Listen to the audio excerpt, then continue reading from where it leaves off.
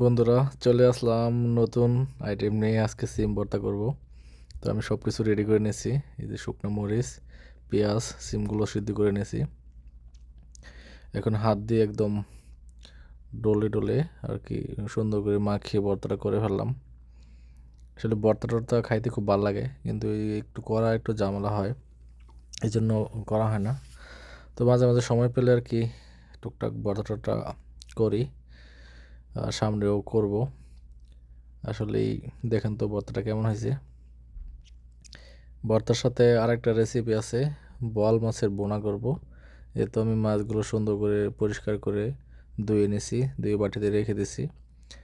আর এদিকে আমি সব কিছু কেটে কুটে টমেটো, তারপরে আদা রসুন পেঁয়াজ কাঁচামরিচ সব কিছু রেডি করে নিয়ে রান্না শুরু করে দিলাম। এই মশলাগুলো সুন্দর করে কষিয়ে নিচ্ছি আর কি। তারপরে মাছগুলো দিব। এই তো মাছগুলো দিয়ে দিছি, দিয়ে সুন্দর করে মাছগুলোর সাথে মশলাগুলো একটু মিক্স করে নিব। তারপরে টমেটোগুলো দিয়া দেখেন কালারটা কত সুন্দর আসছে। আসলেই পরিশ্রমের কাজ করে এসে যখন মানে একটু কষ্ট করে রান্না করে মজা করে খাই, খুব ভালো লাগে।